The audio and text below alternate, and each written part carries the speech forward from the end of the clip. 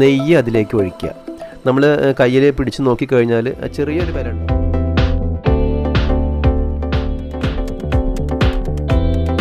പായസത്തിലേക്ക് ഇട്ട് കൊടുക്കുക.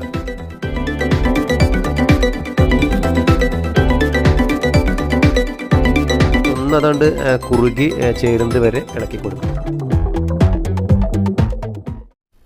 എല്ലാവർക്കും പുതിയൊരു വീഡിയോയിലേക്ക് സ്വാഗതം.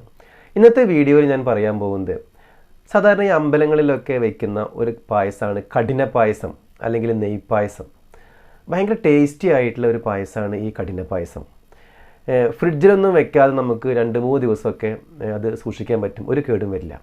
അപ്പോൾ അങ്ങനെയുള്ള ഒരു നെയ്പായസം അല്ലെങ്കിൽ കഠിന പായസം എങ്ങനെയാണ് ഉണ്ടാക്കുക, അതിനെക്കുറിച്ചാണ് നമ്മൾ പറയാൻ പോകുന്നത്. എല്ലാവർക്കും ഒരിക്കൽ കൂടി ഇന്നത്തെ വീഡിയോയിലേക്ക് സ്വാഗതം.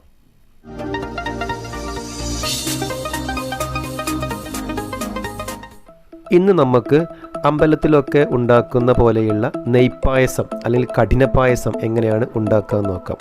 ഇതിനായിട്ട് 1 കിലോ അരി, അത് ഉണങ്ങല്ലരി, അത് നുറുക്കരി ഉണ്ടാവും, ഉണങ്ങല്ലരി അതാണ് വേണ്ടത്. പിന്നെ ശർക്കര 3 കിലോ, 200 ഗ്രാം നെയ്യ്, മുന്തിരി 1/4 കിലോ, കൽക്കണ്ടം ക്രിസ്റ്റൽ ടൈപ്പ് 1/2 കിലോ, ഒരു നേന്ത്രപ്പഴം, തേന് 100 ml.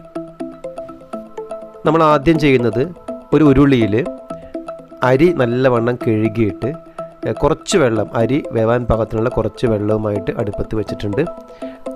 അരി നല്ലവണ്ണം തിളച്ച് ഏകദേശം ഒരു 80% വേവാകുമ്പോൾ നെയ്യ് അതിലേക്ക് ഒഴിക്കുക. നമ്മൾ കയ്യിൽ പിടിച്ച് നോക്കിക്കഴിഞ്ഞാൽ ചെറിയൊരു ബലം ഉണ്ടാവും. അപ്പോൾ ആ ഒരു രീതിയിലേക്ക് വേവെത്തുമ്പോഴാണ് നമ്മൾ നെയ്യ് ഒഴിക്കുക.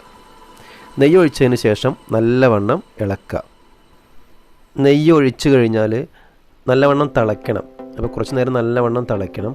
തിളച്ച് കഴിഞ്ഞാൽ നമ്മളതിലേക്ക് ശർക്കര ഇടാം. ശർക്കര ഇട്ട് കഴിഞ്ഞാൽ ഇടയ്ക്ക് നമ്മൾ ഒന്ന് ഇളക്കി കൊടുക്കണം. ആ ശർക്കര മുഴുവനായിട്ടും അതിൽ അലിയുന്നത് വരെ നമ്മൾ കത്തിക്കുക.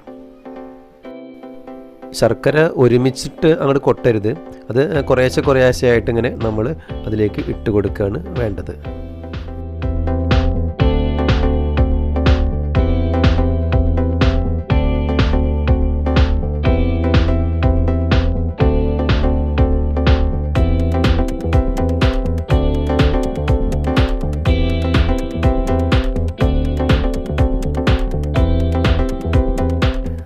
ശർക്കര ഏകദേശം ഉരുകിക്കഴിഞ്ഞാൽ അതിലേക്ക് മുന്തിരി ഇട്ട് കൊടുക്കുക.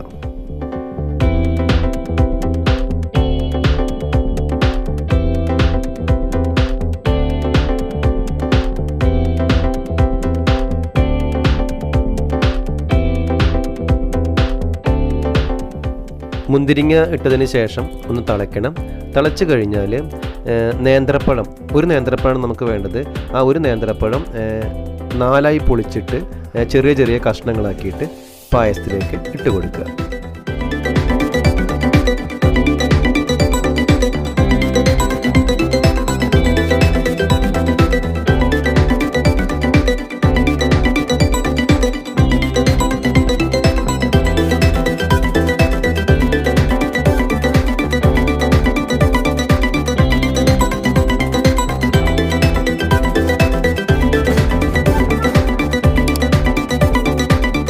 പാലട പായസം വയ്ക്കുമ്പോൾ ഇളക്കുന്ന പോലെ തുടർച്ചയായിട്ട് ഇളക്കേണ്ട ആവശ്യമില്ല.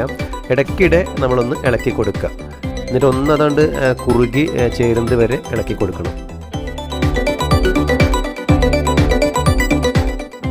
അത്യാവശ്യം കുറുകിക്കഴിഞ്ഞാൽ അതിലേക്ക് തേനൊഴിക്കുക.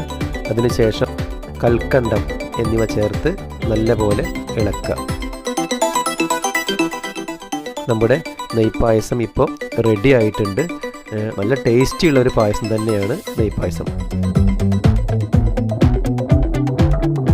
ഈ വീഡിയോ നിങ്ങൾക്ക് ഇഷ്ടപ്പെട്ടുവെങ്കിൽ ഒന്ന് ലൈക്ക് ചെയ്യുക. അതേപോലെ തന്നെ സുഹൃത്തുക്കൾക്കൊന്ന് മാക്സിമം ഷെയർ ചെയ്ത് കൊടുക്കുക. അവരും ഉണ്ടാക്കട്ടെ ഈ കഠിന പായസം അല്ലെങ്കിൽ നെയ്പായസം. നമ്മുടെ ചാനൽ ആദ്യമായിട്ടാണ് നിങ്ങൾ കാണുന്നതെങ്കിൽ ചാനൽ സബ്സ്ക്രൈബ് ചെയ്യുക. അതിനടുത്തുള്ള ബെല്ലൈക്കണും കൂടി ഒന്ന് ക്ലിക്ക് ചെയ്ത് കഴിഞ്ഞാലും ഞാൻ അപ്ലോഡ് ചെയ്യുന്ന പുതിയ വീഡിയോസിന് നോട്ടിഫിക്കേഷൻ നിങ്ങൾക്ക് ലഭിക്കും. ഓക്കെ, അതേപോലെ നിങ്ങളുടെ അഭിപ്രായങ്ങൾ, സംശയങ്ങളൊക്കെ ഉണ്ടെങ്കിൽ അത് കമൻറ്റ് ബോക്സിലിടാം. ഞാനതിന് റീപ്ലൈ തരുന്നതാണ്. അപ്പോൾ എന്തായാലും നമുക്ക് പുതിയൊരു വീഡിയോയുമായിട്ട് വീണ്ടും കാണാം. അതുവരെ എല്ലാവർക്കും ബായ്.